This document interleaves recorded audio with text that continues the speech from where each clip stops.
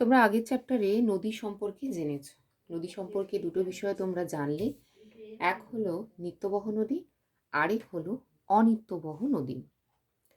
তো নিত্যবহ নদীতে বর্ষাকাল ছাড়া বাকি সময়গুলো জল কিভাবে থাকে একটু চিন্তা করো। হ্যাঁ, ঠিকই ধরেছ। বর্ষা ছাড়া অন্য সময়গুলো বরফ গলা জলে পুষ্ট হয়ে থাকে নদী। তো উচ্চ পার্বত্য অঞ্চলে, শীতপ্রধান অঞ্চলে এবং দুই মেরু অঞ্চলগুলোতে যে বরফের স্তূপ, যেটা সারাদিনে ভীষণ অল্প অল্প ভাবে এগোয়, মাধ্যাকর্ষণ শক্তি আছে আমাদের পৃথিবীর। তো মাধ্যাকর্ষণ শক্তির প্রভাবে ঢাল বরাবর নিচের দিকে নামতে থাকে এই চলমান বরফের স্তূপকেই আমরা কিন্তু হিমবাহ বলব। তো এই হিমবাহ পড়ার সময় আমি এখানে 8খানা পয়েন্ট লিখেছি, তোমরা একটুখানি খাতার মধ্যে লিখে নাও। তো প্রথমেই 1 নম্বর পয়েন্ট দেখো, উৎপত্তি। কিভাবে উৎপত্তি হয় বা উৎপন্ন হয় হিমবাহ। তো উচ্চ পার্বত্য অঞ্চলে এবং শীতপ্রধান অঞ্চলে বা মেরু অঞ্চলে সাধারণত এই বরফের স্তূপ দেখা যায়। তো কীভাবে ঘটে না, অধিক উচ্চতায় ওখানে প্রচণ্ড ঠান্ডা থাকে। ঠান্ডা বা শৈত্যের জন্য আকাশ থেকে তুষার কণা পড়ে। তো এই আলগা তুষার কণাগুলোকে বলা হয় নেভে। দেখো এখানে আমি নেভে লিখেছি। এবারে এই ক্রমাগত তুষার পড়ার পরে নেভেগুলো আস্তে আস্তে ঘনত্বগুলো বাড়ায়। তুষারের ঘনত্ব বেড়ে হয়ে যায় ফার্ন। ফার্নের পর পরবর্তীকালে আরও তুষারগুলো জমাটবদ্ধ হয়ে বরফে পরিণত হয়ে থাকে। আর তোমরা ফিজিক্যাল সায়েন্সে অলরেডি পুনঃশীলী ভবন ব্যাপারটা জেনেছো। তো বরফে পরিণত হয়ে যাওয়ার পর পুনঃশীলী ভবনের জন্য হিমবাহে পরিণত হয়ে থাকে। তো এই হিমবাহটা পৃথিবীর মাধ্যাকর্ষণ শক্তির জন্য, এখানে ছবিটা একটু দেখো, পর্বতের ঢাল বরাবর এরকম নিচের দিকে নেমে আসে আস্তে আস্তে। ঠিক আছে, তো একেই আমরা হিমবাহ বলি। হিমবাহ যে চলে, এই তার প্রভাবক হলো 4টি। দেখো উপরের বরফের চাপ, কতটা বরফের চাপ পড়বে তার উপর নির্ভর করছে। তারপর পৃথিবীর মাধ্যাকর্ষণ শক্তি আমি আগেই বলেছি।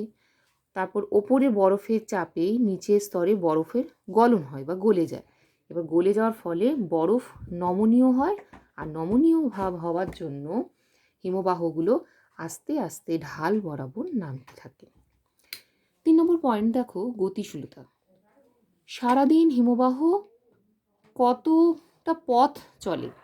দেখো একদিনে কয়েক মিলিমিটার পর্যন্ত চলে, অথবা বছরে কয়েক মিটার পর্যন্ত এর গতিবেগ দেখতে পাওয়া যায়। আবার শীতকালে যেহেতু ঠান্ডা থাকে, সেই কারণে এর গতিশীলতা কম হয়। আবার গ্রীষ্মকালে বরফগুলো গলে যায়, তার জন্য হিমবাহের গতিশীলতা একটু বাড়ে। এরপর আমরা 4 নম্বর পয়েন্ট আসছি, হিমবাহের শ্রেণীবিভাগ। বিজ্ঞানী অ্যালম্যান হিমবাহকে 11টি ভাগে ভাগ করেন। তার মধ্যে আমাদের পাঠ্য বিষয়বস্তু হলো 3টি। 1 দেখো, মহাদেশীয় হিমবাহ। 2 হলো পার্বত্য বা উপত্যকা হিমবাহ। 3 হলো পর্বত বা পর্বতের পাদদেশীয় হিমবাহ। তো 1 নম্বর মহাদেশীয় হিমবাহ দেখা যাক কি ব্যাপারটা। সারা মহাদেশ জুড়ে যে হিমবাহ থাকে সাধারণত কোথায় দেখতে পাওয়া যায় না, আন্টার্কটিকা মহাদেশে। তোমরা সবাই জানো যে গোটা মহাদেশটাই বরফে ঢাকা। তো এই রকম হিমবাহকে বা বরফের স্তূপকে আমরা বলবো মহাদেশীয় হিমবাহ। তো সারা পৃথিবীর মধ্যে দীর্ঘতম হিমবাহ আন্টার্কটিকাতে রয়েছে, তার নাম হলো ল্যাম্বার্ট হিমবাহ। সেকেন্ড আমরা আসছি পার্বত্য বা উপত্যকা হিমবাহ। এটা কি না, পর্বতের শীর্ষদেশে যে তুষারগুলো জমে আর কি, সেগুলো আস্তে আস্তে পর্বতের উপত্যকা এই দেখো ছবিটা দেখো, নিচের দিকে ঢাল বরাবর মাধ্যাকর্ষণ শক্তির প্রভাবে আস্তে আস্তে নামতে থাকে। একে আমরা বলবো পার্বত্য বা উপত্যকা হিমবাহ। এখানে উদাহরণ দেওয়া আছে দেখো, পৃথিবীর বৃহত্তম উপত্যকা হিমবাহ বা পার্বত্য হিমবাহ হলো আলাস্কার হুবার্ট।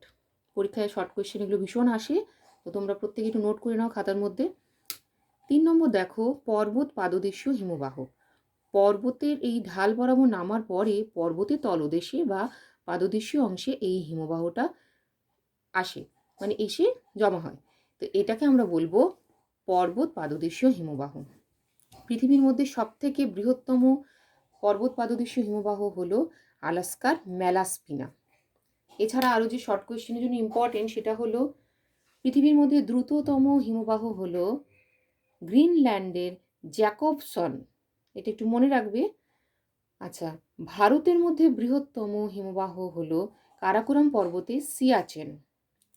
আচ্ছা, এরপর আমরা আসছি হিমরেখা। ছবিটা একটুখানি দেখো, তোমরা একটু পারলে এঁকে নাও। পর্বতের উপরের অংশে এমন একটা রেখা, রেখা বলতে কাল্পনিক রেখা, আমরা কল্পনা করে নিয়েছি, এই রেখার ওপরে কোনোদিনই বরফ কিন্তু গলে না, তো তাকে আমরা বলবো হিমরেখা। এই হিমরেখা নিচ থেকে কিন্তু বরফ গলা শুরু হয়। তো এই হিমরেখা আবার দু প্রকারের হয়, দেখো, একটা স্থায়ী আর একটা হলো অস্থায়ী। স্থায়ী হিমরেখা কি না, যে হিমরেখার ওপরে স্থায়ীভাবে হিমবাহ জমে থাকে তাকে স্থায়ী হিমরেখা বলা হয়। সাধারণভাবে হিমরেখা বলতে স্থায়ী হিমরেখাকেই বোঝায়। অস্থায়ী হিমরেখাটা কি না, শীতকালে উষ্ণতা হ্রাস পেলে, আমরা সবাই জানি যে শীতকালে ঠান্ডা পড়ে, বেশ তাপমাত্রা কম থাকে, হিমরেখার উচ্চতা কিন্তু হ্রাস পায়। আবার গ্রীষ্মকালে উষ্ণতা বৃদ্ধি পেলে হিমরেখার উচ্চতা কিন্তু, এই হিমরেখাটা উচ্চতা কিন্তু বৃদ্ধি পায়, উপরের দিকে উঠে যায়। তো এই রকম ক্ষেত্রে শীতকালের হিমরেখাকে অস্থায়ী হিমরেখা বলা হয়ে থাকে। আমরা এবার যাই 6 নম্বরে, সেটা হলো হিমশৈল। এর আগে অলরেডি আমরা পড়ে নিয়েছি মহাদেশীয় হিমবাহ।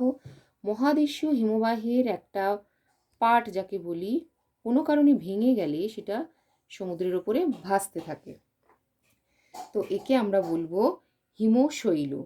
সাধারণত সুমেরু এবং কুমেরু অঞ্চলে এরকম অজস্র হিমশৈল দেখতে পাওয়া যায়। তো এই হিমশৈলটা একটা ছবি এঁকেছি, যদিও ছবিটা খুব একটা ঠিক হয়নি। তো এই হিমশৈলর 8-9 ভাগটা জলের তলায় থাকে, আর বাকি 9 ভাগ বা 8 ভাগের এক অংশটা জলের ওপরে থাকে, ভাসতে থাকে বরফের চাই। তো তোমরা এর আগে টাইটানিক জাহাজের কথা শুনেছ, এই বিশাল বড় বরফের যে চাই বা হিমশৈলের ধাক্কায় কিন্তু টাইটানিক জাহাজটা ভেঙে গিয়েছিল। আচ্ছা, পরে আমরা আসছি 7 নম্বর পয়েন্ট। দেখো, হিমবাহ মধ্যে অনেক ধরনের ফাটল বা গর্ত সৃষ্টি হয় বা দেখা যায়। সাধারণত যারা পর্বত আরোহণ করে তারা এই ধরনের বাধা বিপত্তি বা এই গর্ত বা ফাটলের সম্মুখীন হয়ে থাকে, মানে ভীষণই ভয়ঙ্কর আর কি এই জিনিসগুলো। দেখো, হিমবাহ চলার পথে যে আড়াআড়ি ধরনের গর্ত বা ফাটল দেখা যায় তাকে আমরা বলবো ক্রেভার্স। ছবিটা আমি এঁকেছি। আচ্ছা, ক্রেভার্সের থেকে কিন্তু বার্কস্টুন্ড একটুখানি বড়, সেটা হিমবাহের একদম উপরি অংশ থেকে পর্বতের গা পর্যন্ত বিস্তৃত এই রকম দীর্ঘ ফাটলকে আমরা বলবো বার্কস্টুন্ড। তাহলে ক্রেভার্স আর বার্কস্টুন্ডের মধ্যে কিন্তু পার্থক্য রয়েছে। আরেকটা জিনিস আমরা নতুন পাচ্ছি, সেটা হলো র্যান্ডক্লাফট বলে। র্যান্ডক্লাফটটা কি? র্যান্ডক্লাফট হলো করি বা শার্ক, যেটা তোমাদের এখনো পড়া হয়নি। করি অংশের পিছনে মস্তক দেওয়াল ও হিমবাহের মধ্যে যে ফাঁক সৃষ্টি হয় তাকে র্যান্ডক্লাফট বলা হয়ে থাকে। লাস্ট আজকে আমরা পড়ব হিমানী সম্প্রপাত।